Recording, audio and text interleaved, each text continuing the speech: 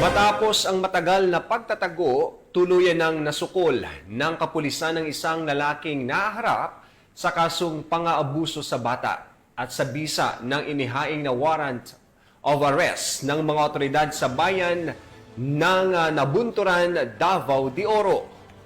Patuloy naman ang kampanya ng Philippine National Police laban sa mga karasang nakatuon sa mga minor de edad upang iligtas sila sa kamay ng mga mapanamantala.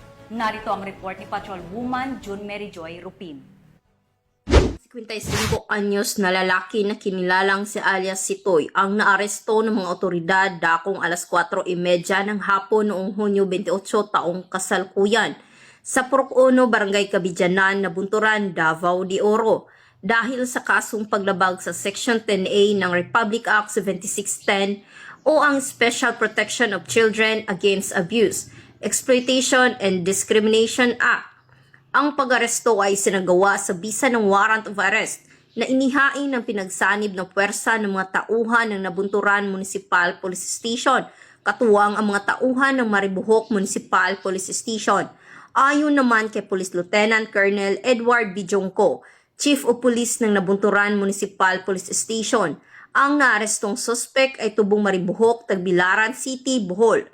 Matapos ang pag-aresto at medikal na pagsusuri, ang akusado ay dinala sa warrant and sa PINA seksyon ng Nabunturan Municipal Police Station para sa kaukulang dokumentasyon at legal na proseso.